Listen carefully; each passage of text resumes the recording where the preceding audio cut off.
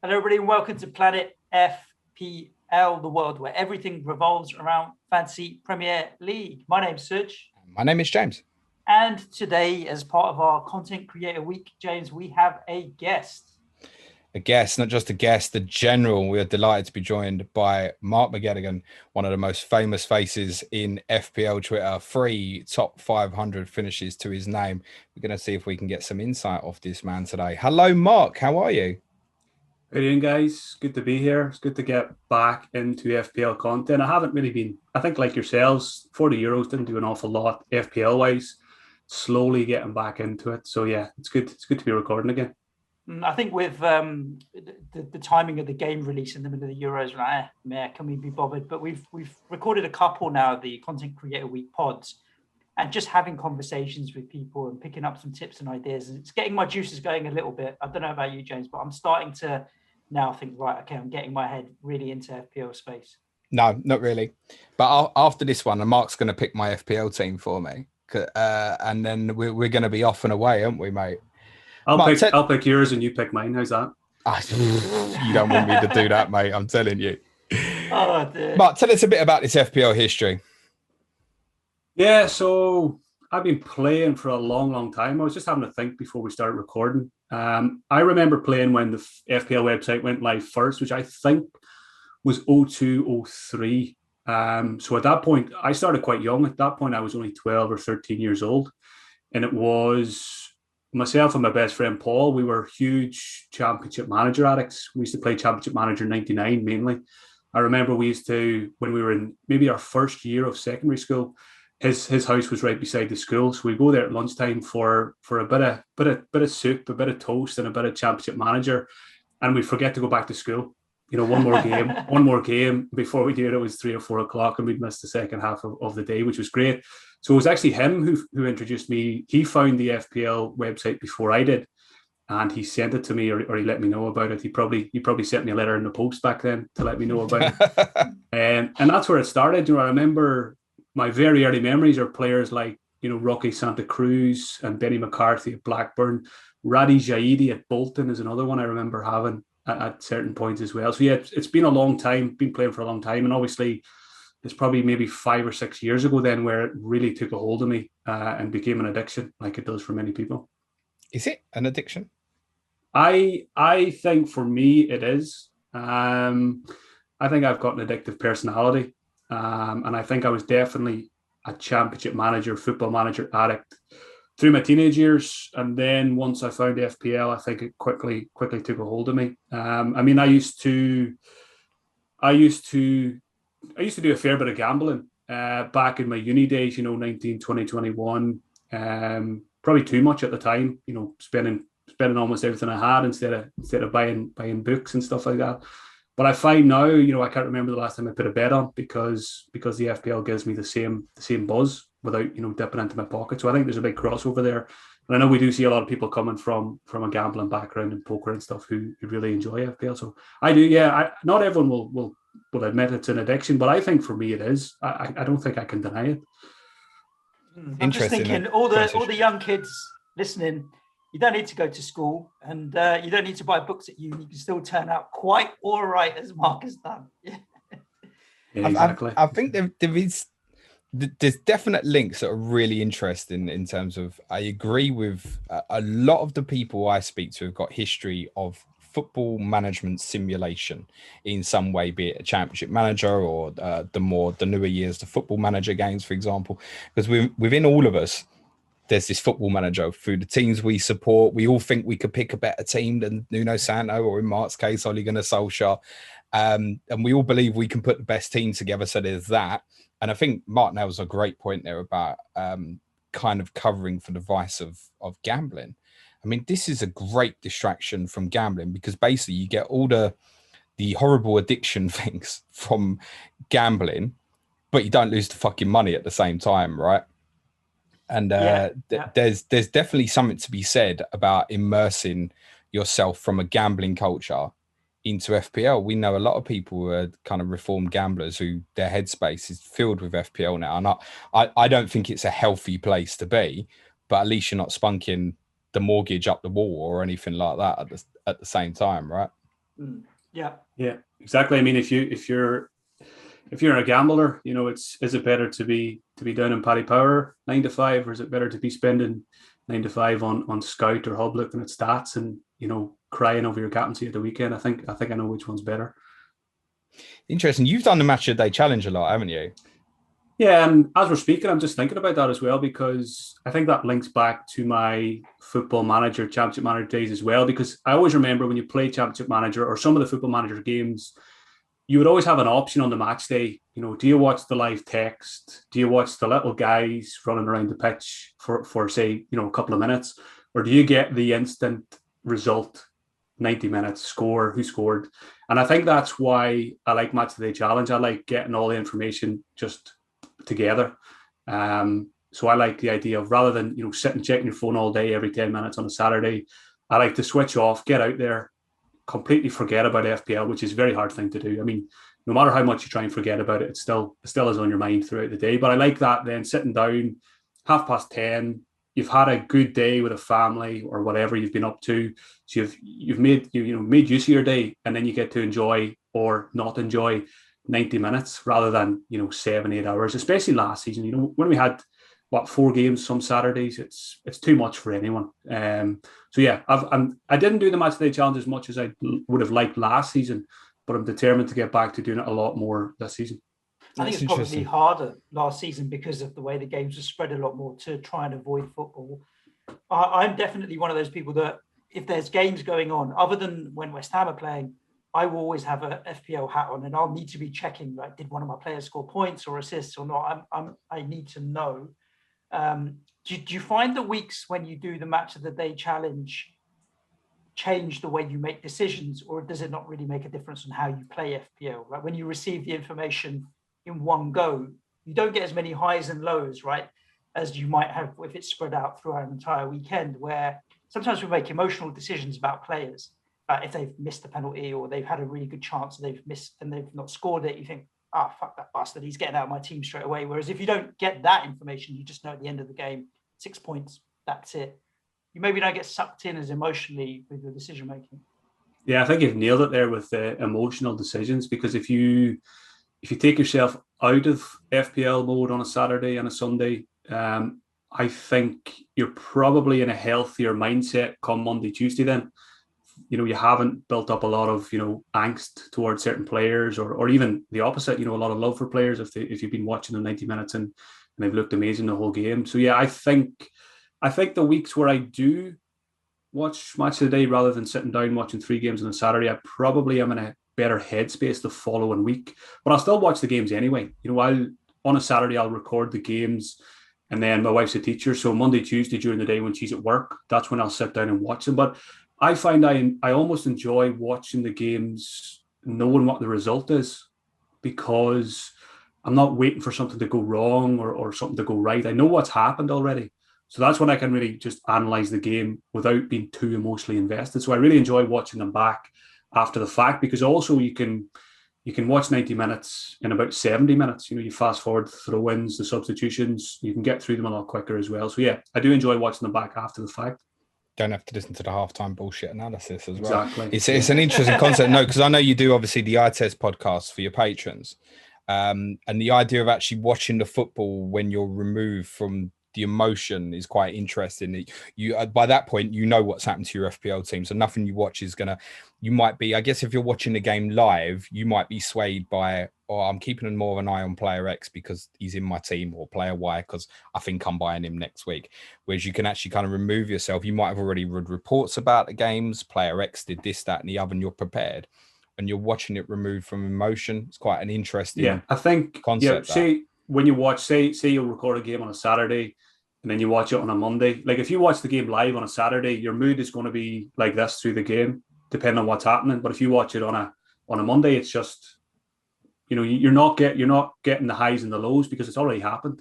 And I just feel like you can really analyze the game better then when you're not, like you say, you're not watching your own player as much maybe as you would if it was live. Because, when you're watching your own player live, if you've got Trent, you're not going to have your eyes on Robertson too much. Your eyes are always going to be on that side of the pitch, for example. So yeah, I think that's why I think I enjoy it. And I feel like I get more out of it if I watch it afterwards rather than live.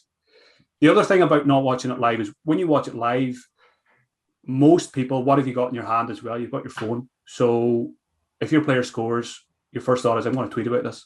And before you know it, you've spent 10 minutes. You spent 10 minutes on the phone and you've missed 10 minutes of the game. So when I'm watching an eye test on a Monday or Tuesday, the phone's in another room and it's, 100% focus. I love that. My players scored. I got to tell everyone. Yeah, it's kind of like they don't know already. But you don't see that too often, do you? Right, exactly that. Especially if it's a player that you picked in your FPL team that's what we'd call a differential or whatever else. You need to let the world know that you picked that player, right? The number of times I've seen you tweet about doing the match of the day challenge, and I'm like, yeah, I want to do it. I always tried to do it, and I've never managed to make it through. But this season, one of the weeks, I'm going to do it. Got to do it. It's very, very when things go right, it's very, very enjoyable. But then, obviously, on the flip side, which I find tends to happen more often than not, is things don't go well, and you score 27 points over the weekend, and you wait all day for a miserable match of the day. But again, at least you're not spending all Saturday pissed off about it. No, so it's just midnight before you go to bed. You're pissed off instead. And then you can't sleep for 4 hours going over it all in your head. So you don't check the scores before match of the day. You literally watch match of the day and you pick up the results and goals in. Yeah, don't even check the team news. So let's say deadline's 11 o'clock Saturday morning. I wouldn't even, it's good now we've got the half an hour window, so the team news doesn't come through right away. So it gives you 10 or 15 minutes, have a little look at Twitter, and then just switch off before the first team news comes through. And that's it. Phone's off for the day. I tell my wife, if you see any news, don't tell me anything. And then, we'll go out for the day and do something. And then you switch on Gary Lineker at 10:30, and you don't know anything. You don't even know if your players have been in the starting 11. So it's a roller coaster watching match today. Then my wife does that sometimes, because what I end up doing, particularly with the night games, quite often, Harry's normally going to bed about that time, so I might tape them and then I'm watching them as if they're live like an hour later or something like that. And my missus will be tutting away during the game. And I know at this point it's finishing 0-0 and it's awful. And she's just sitting, why are you sitting through this shit game? When I can tell you now it's 0-0 and it's crap. Yeah, but I've got to cut the clean sheets coming here, love.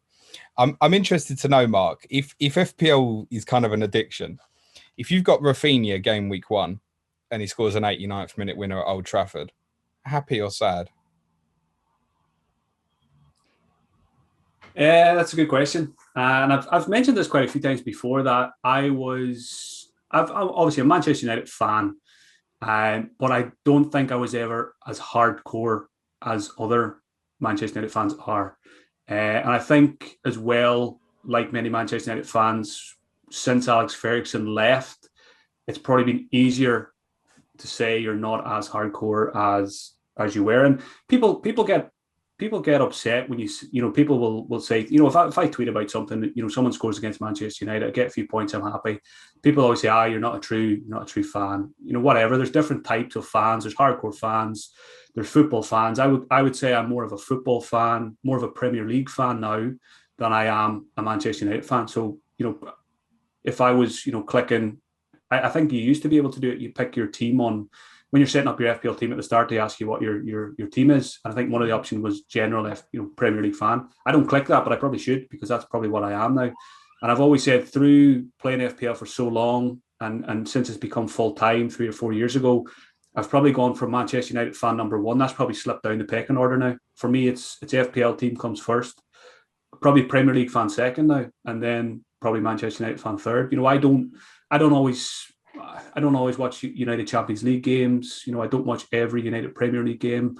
I've only been to Old Trafford a few times, so I'm not as hardcore as some others. So back to the question, Rafinha. I mean, if we're going to lose the game, and I've got Rafinha, yeah, I'll take it. But 3 bonus points as well, please.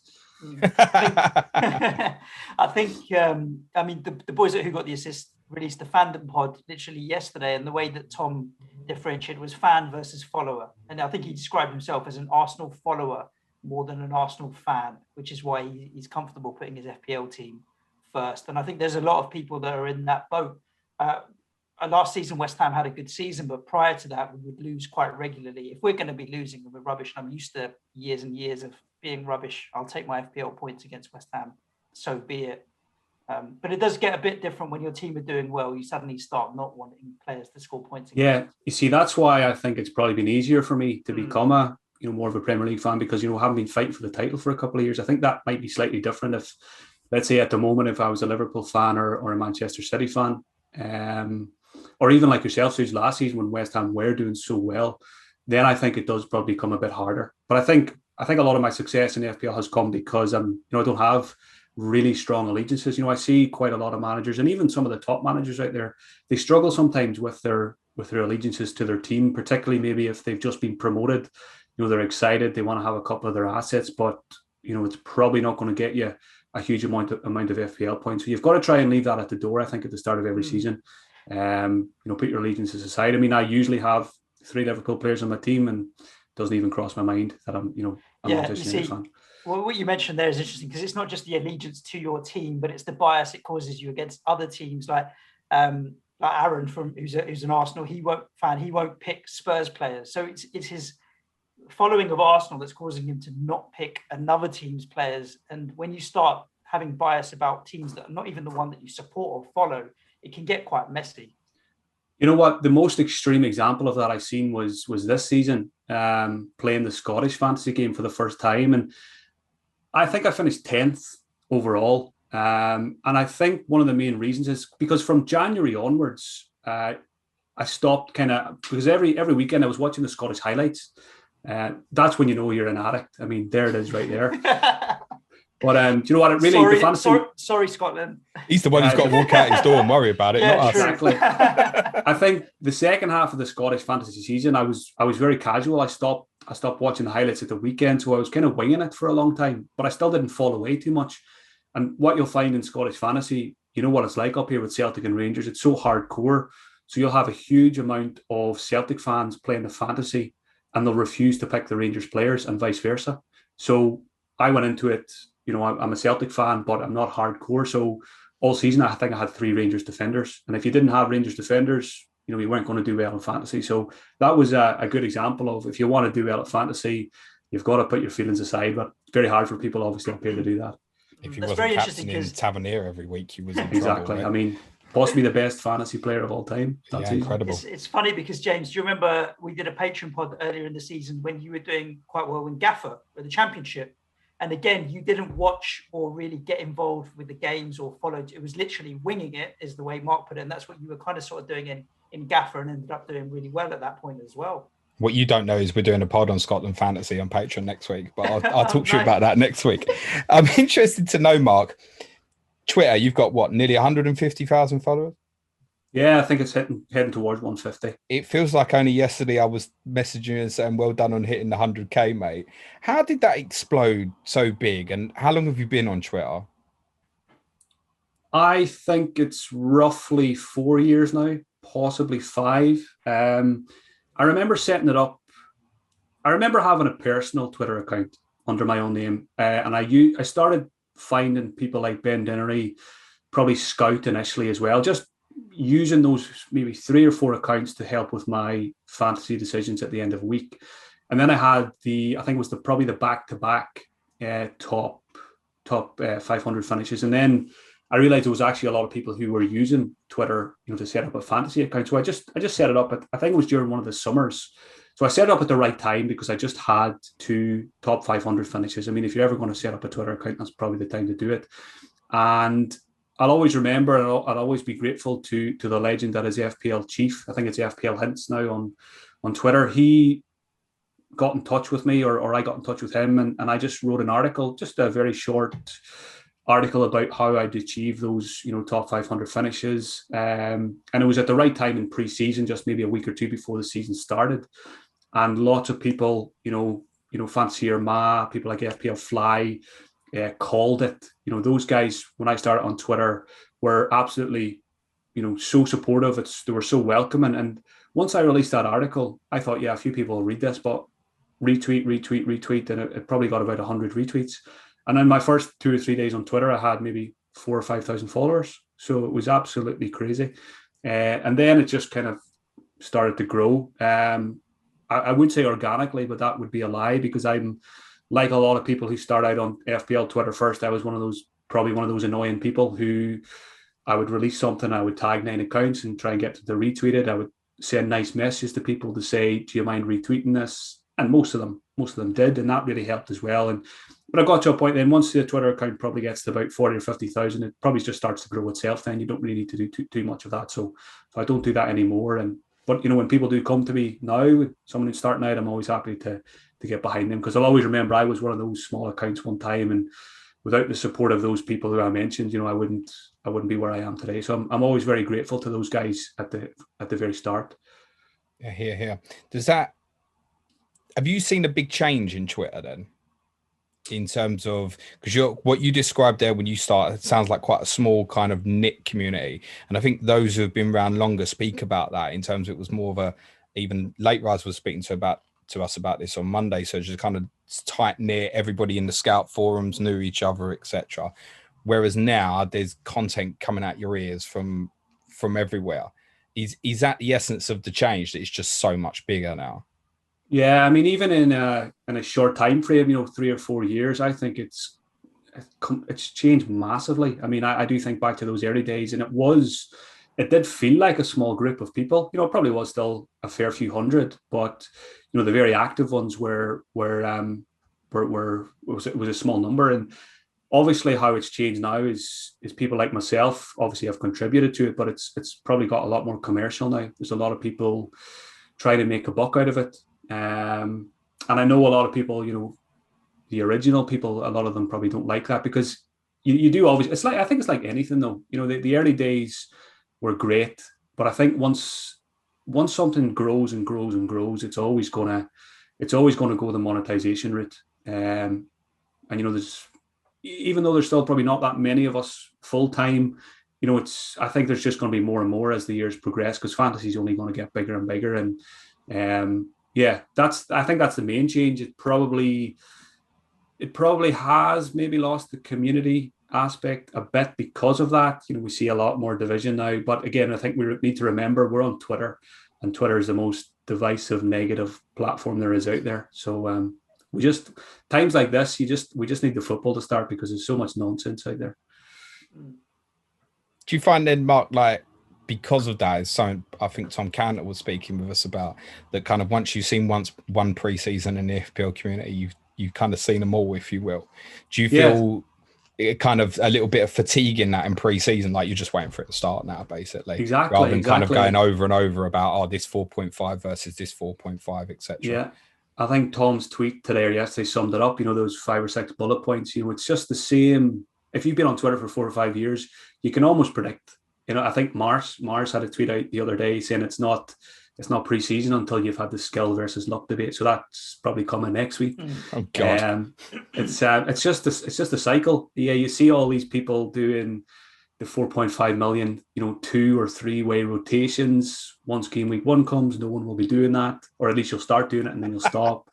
It's quite simply people start playing the game mentally too early. I think there's probably people out there tinkering every day now, and I think if you are one of those people, you should just stop, because by the time it gets to March, April, you'll be burnt out. And I would say the people who've been tinkering with their teams constantly for the last week or two, I would safely say you're probably not going to win FPL, because you're already overthinking, you're already over managing, and the season hasn't even started. And we don't have any information. I don't really go on last season. I think it's a bit of a clean slate. So yeah, it's something I've learned over the seasons is stay away from it as long as you can in July and August. I think my thoughts are such that, like, you can spend too much time overthinking this now, and then Team X goes and buys 3 or 4 players, and the situation is completely different anyway. And to be honest, there's even a part of that. Obviously, the transfer window this year is obviously back to not close until the end of August. So you got the first 3 game weeks where the transfer window is still going to be open. Now, at least by the time we get towards game week 1, you can look at half the teams and probably go, Sancho, if Sancho and Varane are both in the door at Manchester United, for example, you can probably look at them and go, maybe bar a midfielder, their business is probably done. So I know this is majority of what the team's going to be. If Tottenham, for example, get to game week 1 and haven't bought any players, that there are going to be some ins and outs still coming at that football club. So there's, even at that point, there's still so much up in the air. So I just feel like my perspective on it is knowing that shit is going to change during what you already see. I know you spoke, Mark, on your last 59th minute pod about the idea of maybe even not even pricing some players up at the start of a game. Like, for example, Harry Kane would have a completely different price as a Manchester City player versus a Tottenham player. I don't think they can go down that route and obviously not price up a player like that at the start. But it goes back to the whole point of launching the game so early. We know why they do it, but yeah, I agree. I think overthinking is a big issue. I've looked at my team probably twice since the game launched, and I'd say the first team I put together took me 10 minutes. I didn't put a lot of thought into it. Exactly the same. I made a draft probably. I made the watch list in the beginning with an auto pick team, so I made the watch list for that podcast. But I mean, that podcast is probably about a month ago now. Yeah. I probably should start thinking about doing another one sometime soon. Auto pick for the first 3 or 4 weeks, and then I logged in one day when I was bored, and I very quickly, like you, 10 or 15 minutes, bang, bang, bang, and it's the same as every team you see on Twitter at the moment anyway. So things will change, but I also think we need things to change because it's very, very depressing seeing so many similar teams, and people talk about this template, but I think it was a very good tweet from Luke Disable a couple of days ago. You know, the template creates itself because we're all looking at the same players at the same prices with the same fixtures, and FPL has almost, by the way they've priced the players, they've picked our teams for us. You know, there's probably about 20, 25 players. They don't really give us too many decisions to make. The way the prices are, for example, Salah versus Mane, those little things are disappointing. But unless there's drastic change with transfers, which hopefully there will be, I think this season could be the season where we see the most similar teams in the first game week of the season. You guys have not logged in. I logged in last night and made my team. But it's interesting you said stay away in July and August. Do you mean stay away from Twitter or stay away from the website itself? I suppose it's Twitter, isn't it? The noise that's on. I think if you can, everything. And I've been on Twitter just dipping in and out recently the last couple of weeks, and I notice, obviously I notice who's tweeting, but I also notice who's not tweeting. And I think those are the guys that are playing it the right way. If they come back in with a week or two to go, they're a lot fresher in their minds than we are, and they haven't already had every player in and out of their draft. I think obviously for us, we're content creators. There's a lot of people who are very hardcore FPL managers. It's impossible to stay away, you know, especially during these COVID times as well. It's a nice escape from life. But yeah, I think the best chance of doing well in FPL is doing as little as possible in July and August, because I think as well, when you're building a game week one team, I think I'm probably going to put less thought into my game week one team this season than ever before, because I don't think it's overly important, because you don't have any information. As long as it's a flexible squad structure, you've got the 90-minute guys, you know, we're going to play game week one. It's all about what you do game week 2, game week 3, game week 4. You've got that wild card. So yeah, I think people probably overthink game week one when things change right away anyway, once a ball's kicked. See, the content that I enjoy most in the summer, and so let's put it in the context of I'm not a good FPL manager. The reason I'm not a good FPL manager is because the way I make my decisions is not very geared towards FPL. And I like to think about content in the summer that's more maybe about how I'm making decisions or how I'm playing the game from a philosophical point of view. Not is this 4.5 better than that 4.5? It's like, why? It comes back down to what James mentioned at the beginning of the show, right? With the addiction to champ man, or we all think that we're a better football manager. And I like to pick left field picks quite often because I like to think that I know better. And yet my history in FPL shows me that I don't. So when I logged in last night, I thought, why do I think I know better? Let me just pick a team of the most picked players based on a little bit of affordability, because obviously you can't just go with the most picked players and just do that. And it looked so template, like Dean, Shaw, Trent, Salah, so on and so on. I'm like, but not going the opposite way hasn't worked for me in the past.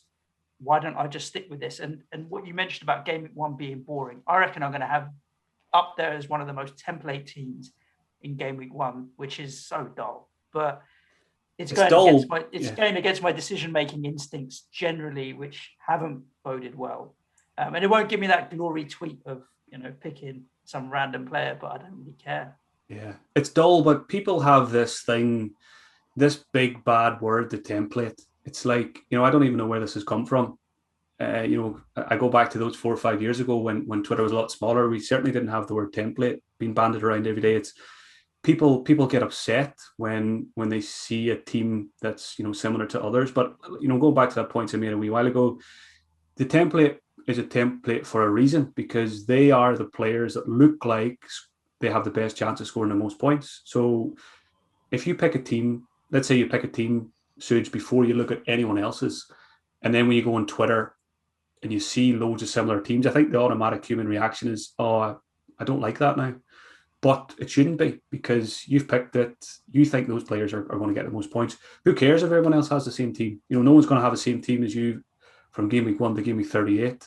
And it's all about those little small decisions and when you make them throughout the season. So, I mean, there's 8 million people playing the game. There's going to be teams that are the same. So I think people need to stop worrying about, oh, my team's the same as everyone else's, I need to change it. You don't. Just back yourself and back those first instincts on players and teams. Yeah, that's our problem, is backing our own instincts, Mark. So I think we'll outsource. Should we outsource our decisions like Tom Cantor was going to outsource captaincy? Should we just outsource our team? Yeah, Mark was saying that our teams won't be the same as anyone else's game week 1 to 38. You might find mine very similar to yours, Mark. The thing is as well, though, you can have a template team, but there will be small differences. So you've got the combined effective ownership and things like that, right? Where you can still make your little gains. I feel like I've always had, I spoke about this on one of the earlier pods this week about the kind of, or if his ownership's really high and I don't really like him, I want to go against that. Whereas exactly like what Tom said about, say, Luke Shaw, it's almost, the ownership has almost become such that it's kind of a now, well, if I think he's going to play in game week 1, I probably need to get it now, because that ownership is absolutely massive. And he is a decent pick at 5.5 anyway. Although I don't know if you heard the news, guys, that it's been reported just before we started recording that he actually played, he actually suffered broken ribs in the England-Germany game and finished the tournament with broken ribs. So he might actually be a doubt now for game week 1. Wow. That's going to throw a lot of teams into a different selection, isn't he? Was he in about 44% of teams or something at the moment? So that's the sort of thing. Exactly. You can exactly overthink that. It's another perfect case. And then it drops game week 1. Oh, yeah, shit. Luke Shaw is going to be out till September. And more than 2/3 of the game's got to decide to get more than 1/3 of the game's got to decide to get a different defender in. Yeah. And very quickly, he's 5.3 million. And you're and exactly that. And we'll be going back and buying him in October then at the cheaper price. How did the podcast come about, Mark, for you? Yeah, going back to probably 3-4 years ago now, the Twitter account was growing quite well. So I started getting invited to do guest appearances just like this. And I remember the very first one I did was called Fan Feud at the time. So it was the guys, I think it's, 3 amigos now, Donica and Mars. And there was a couple of other guys involved at the time who are no longer involved. I think FPL Chef actually might have been on the first one I did as well. So that's going way back. And I did a few guest ones, I did Fan Feud, I think FPL Surgery and a couple of other ones. And the comments that were coming back was, really enjoyed the podcast. There might have been 4 or 5 of us on at a time, so I didn't get that much time to speak. But people were sending me private messages saying, really enjoyed you on the podcast. Would like to hear more from you. So that kind of got my juices flowing then. And obviously other people were doing podcasts. So I said, I'll just try this. And it was the exact same way I do it now. It's not very technical. A laptop, a microphone, Audacity, press record, see what happens. Sitting on my kitchen table, no fancy music, none of that kind of stuff. And then just put it out there. And people really enjoyed it, because I think it was different, because you've got so many excellent podcasts out there that have more than one person. But I think there wasn't many people just going solo. And I think my niche in the podcast field is probably, people know it's 30 minutes. People know they're going to get everything they need for the game week in that 30 minutes. They don't have to do an hour and a half. So I think people like that, especially people who've got busy lives, kids, work, family. It's convenient for them. And yeah, it just kind of took off from there. And the listenership numbers really, I couldn't believe it in the beginning, hundreds into thousands, and it's just continuing to grow. It's an extremely difficult gig to do that by yourself, mate. What do you have in front of you? You must have some sort of notes in front of you or something when you're doing it by yourself. What I used to do early days was just A4 sheet of paper, make a few notes, just a bit of a rough structure.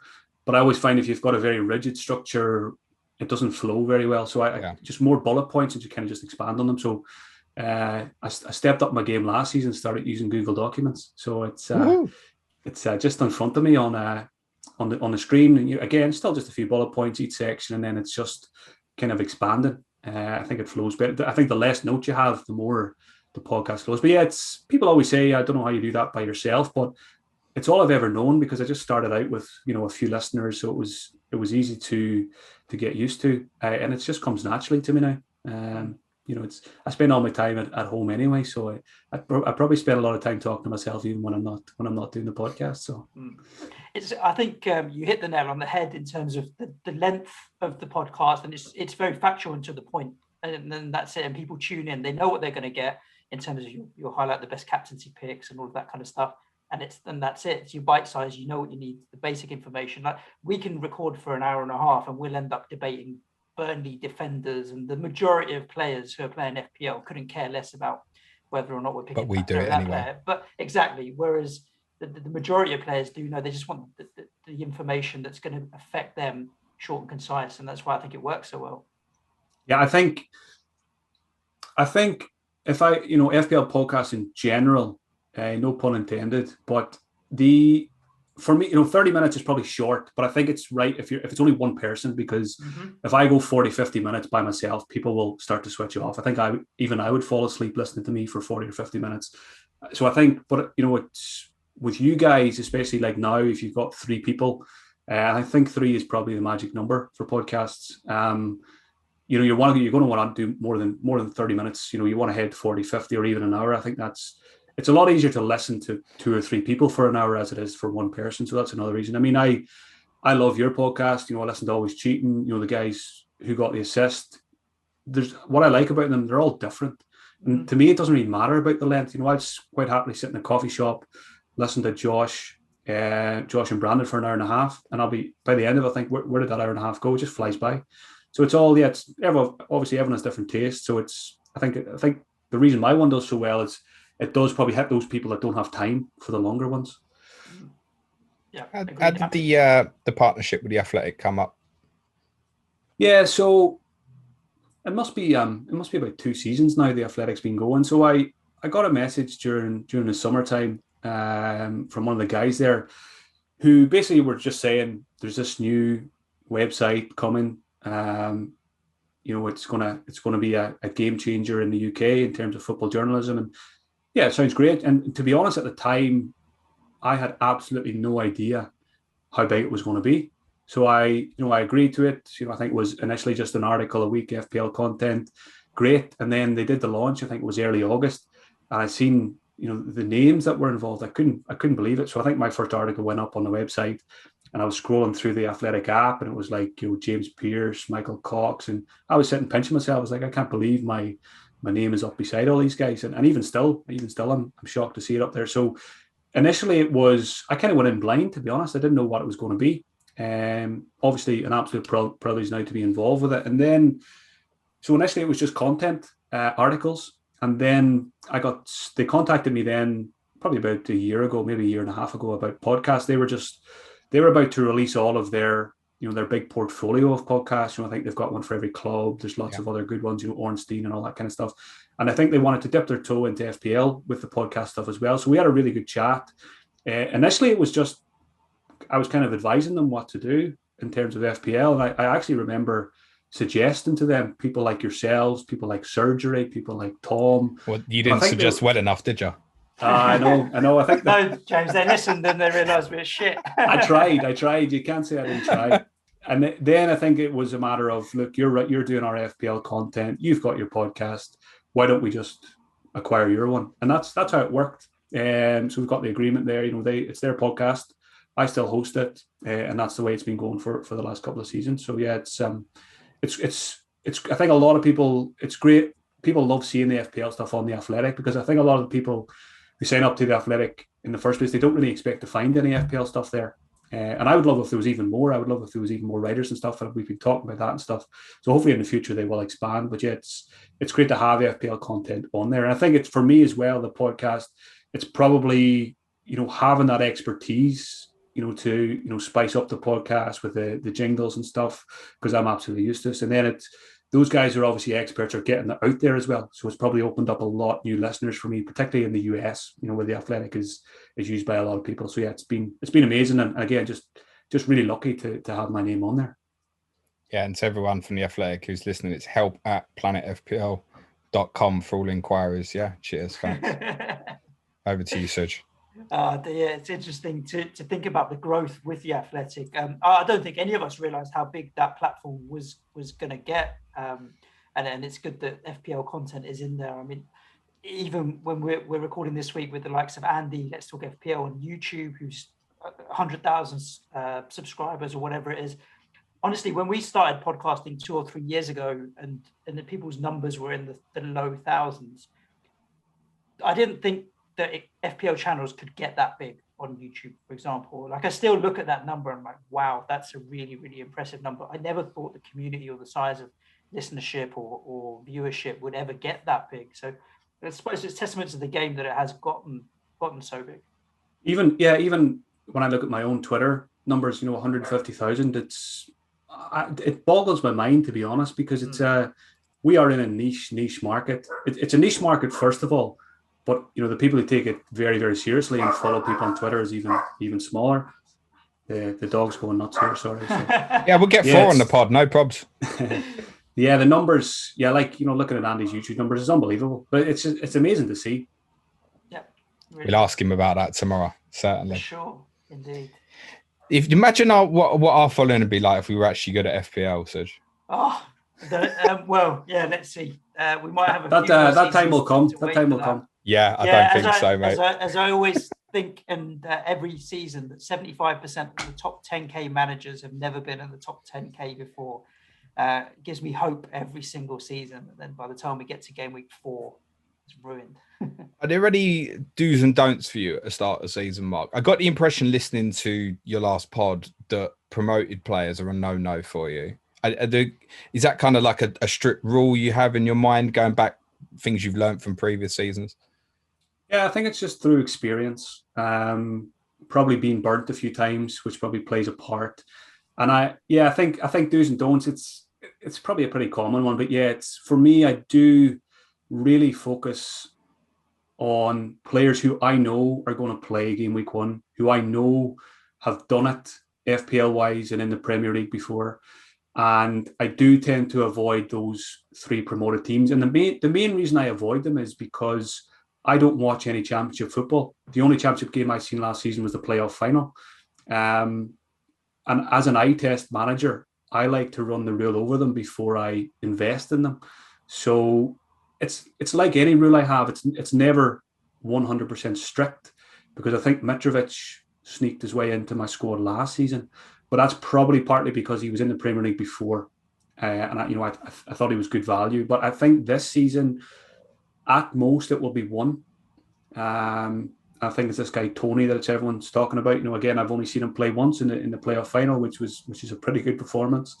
But again, it might just come down to, if my last forward spot is his price tag, he'll just go in there mainly out of squad flexibility and squad structure, rather than really having a strong belief that he's going to be a top class FPL asset. So yeah, I do tend to avoid those teams, and yeah, you'll see my team in game week 1, and there won't be any surprises. You can probably pick 11 or 12 of them already. Do you use stats at all to make your decisions?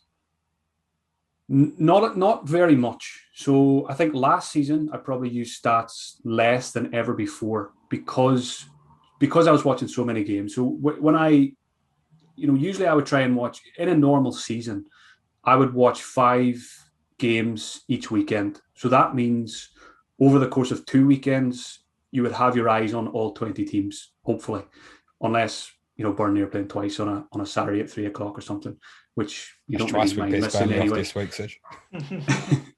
So yeah, it's I forget what the question was now. Stats. Do you use stats for your decision making? Yeah, see, they've gone out of my head already. So, no, point proven. For me, it's always, I feel like I watch enough games. I make all my notes while I'm watching the games, and then it's a matter of, I record a little podcast for patrons about each game I watch, and I do look at the stats for those, but it's very basic stuff. You know, it's looking at your your shots on target, your who's taking the corners, all those little things, chances created. So I do look at them, but I probably don't put too much weight on them.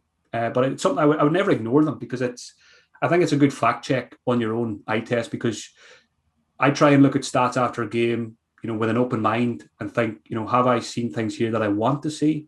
Or have I missed things that I should be seeing? And the stats will kind of fact check on that. If I think, if I've been saying for a couple of weeks, Harrison's not a great option, maybe I'll watch the game without even knowing it. Then I'll be kind of saying to myself, he's not playing well. Then I'll look at the stats. He's had 4 shots on target. I think, right, maybe I'm missing that when I'm watching the game. So I do look at stats, but for me, it always comes just watching the games is the way I've always played the game.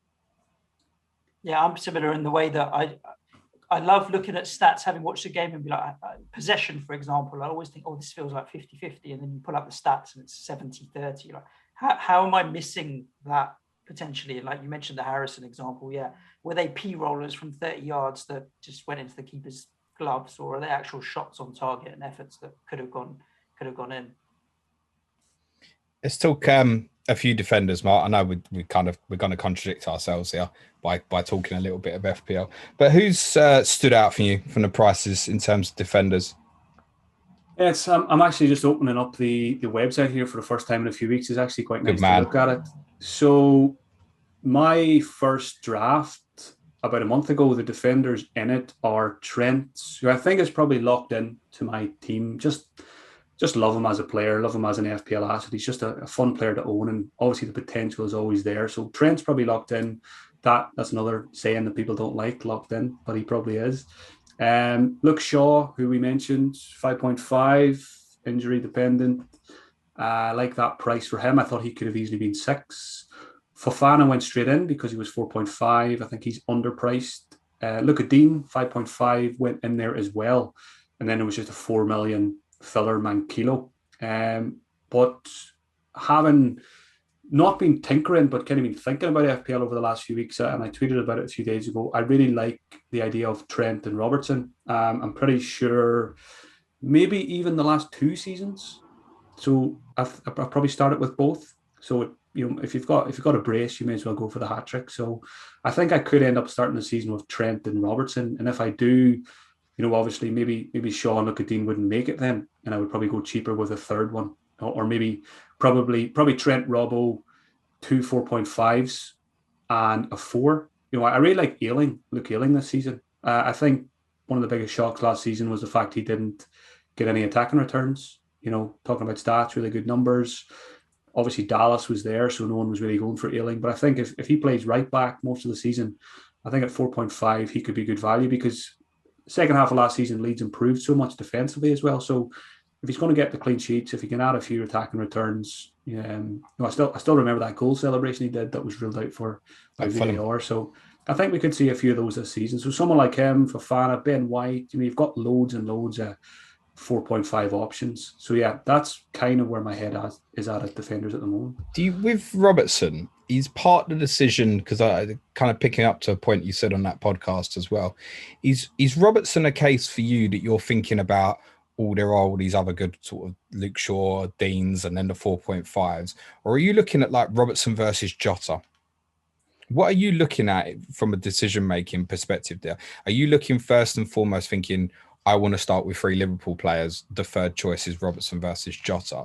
Or are you looking at Robertson and going, do you know what, I can get good assets here that are a lot cheaper? The way I look at it is, like I said earlier, game week 1, who's going to play, Robertson or Jota? I think Robertson is the more nailed one, because we know Jota gets rotated from time to time. So I think it's more that reason. I want to have 3 Liverpool, Trent and Salah go straight in. So then it does become a shootout between Robertson and Jota. And although there is a lot of other good defensive options, I think what I'm going to try and do this season as well is just try and, as often as possible, pick players that I love watching and who I rate extremely highly, aside from FPL. And Robertson's one of those guys. Love watching him, unbelievable player, and he's been amazing FPL wise for a couple of seasons as well. So I think a big factor here as well is Van Dijk being back. I think you can have a lot more faith in Liverpool for clean sheets when the big man's back there, and I always, as well, in my head over the seasons, whether it's picking a game week 1 team or whether it's making transfers, I always try and buy a player who I think could stay in my team all season, because I don't like making transfers. I try and make as few transfers as possible. So if I pick a Robertson or I pick a Jota, who am I more likely to sell in 4 or 5 weeks' time? I think it's probably Jota, because I'll get annoyed with his limited minutes, and Robertson will probably play 90 every week. So that's my thinking on that one, and that's why I'm more likely to go Robertson than I am Jota. And of course, if you go with Robertson and that proves to be wrong and you do decide you want to sell, you've got everyone in the game bar Trent to choose from, right? Probably so having Robertson leaves you a bit more flexible in defence. And I think it's easier to do it this season with Trent and Robbo because of all the great cheap strikers. I can't look past, without having tinkered yet, really, I can't look past having 3 cheap strikers because there's so many. You can jump off on fixtures, or you can just pick 3 and back them for the season. And I think a lot of them will be very good value, around 6 to 8 million. So I think when you set yourself up to have 3 cheap forwards, I'm kind of ruling Kane out already without giving it much thought, because I just think he'll do well at City. Yeah, well, that might change my thinking if he goes there. I think at Spurs, 100%, he won't be in my team. But I think at City, it will make me think. But again, even if he is at City, if you're going to go Salah and Bruno, you're probably not going to fit Kane in there, or at least it's going to compromise. So I really like Trent, Robbo, 3 cheap strikers, Salah, Bruno, and then fill in the gaps. I know this is really boring for everybody, and not everybody listens to all of our pods, so I'll repeat myself. Harry Kane will not be playing for Manchester City in game week 1. He might be in game week 2. You're not going to start with 12.5 million's worth of forward potentially unavailable in game week 1 for you. The only reason you're starting with Harry Kane is if you actually believe that he's staying at Tottenham and you want him, because a lot of people are looking at game week 3 where there's a good case to say that Tottenham at home to Watford, Kane might be the best captaincy shout. That's why you'd be starting with Harry Kane, not because you think he might move to Man City. He's not going to be a Man City player when the season starts, or at least he isn't going to play in game week 1. I hope if it does happen, I hope it happens late, because I think what will happen, a lot of people will start like me, 3 cheap forwards. Let's say the transfer happens game week 2, then people are forced wildcard early or not, because if you've got 3 cheap forwards, it's extremely difficult to get Harry Kane in them. So I think if Kane moves to City late after game week 1, it's going to trigger a lot of early wildcards to get him in. Yeah, interesting. I think if it does happen, it will happen late. It's looking like that. Yeah. The fact that the 2 teams are playing each other in game week 1, I just know that Daniel Levy's going to stick his heels in. There's no way he's having Kane rock up at Tottenham in a Man City shirt game week 1. It's not going to happen. Okay, cool. I mean, that just about wraps us, I think, Such. Brilliant. Enjoyed that, Mark. Thank you. Yeah, that was great. Cheers for having me, lads. I think every pod that we're doing in this Content Creators Week with James and I is a chance to pick a brain of someone more experienced and actually better at FPL than us. And there's a number of things in my mind now, especially around watching less football live.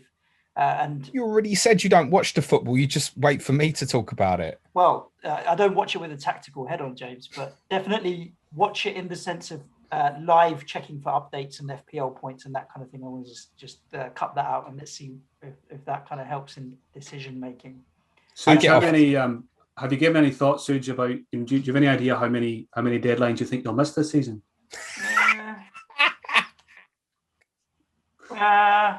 I haven't, to be honest with you, but probably 3. I'm going to go for 3. This year. Mark, see if you can get it from one of the bookies as a request a bit, like over under 3 deadlines or something. Easiest money that we'll ever make. The best bit's when I send him fucking reminders as well and he still forgets, mate. I remember it got confusing because Sky, obviously you get a reminder all the way up to the thing, and so James is sending me reminders of Sky for FPL. Now he's telling me next week we've got to talk about Fantasy Scotland and then and so on and so on. This is going to be fun. So, you didn't miss a deadline though, you missed your bloody 3 hit deadline. Okay. That was exactly it. So, James, do you want to tell everybody who else we got on for the rest of the week for those that don't already know? Yes, a shout. But before we do that, let's let Mark plug all his bits. Mark, where can everyone find you if they live under a rock or anything like that? Yeah, best place to find me on Twitter at FPL General. Had to think about that there. I haven't said it for a while. The 59th Minute podcast. There's one which was released a couple of weeks ago. There'll probably be 3 more, hopefully, before the season starts. And patreon.com/FPL General as well if you want some extra content. Good stuff, mate. Good stuff. Tomorrow for us, we've got Let's Talk FPL and the Black Box Boys. Mark and Az will be joining us on Friday. Perfect. And if you want to follow us on Patreon, it's patreon.com/Planet FPL. Other than that, just leave me to stay safe. Ciao for now. Yeah, please try and stay safe. Thanks, Mark. Cue music, please, man child.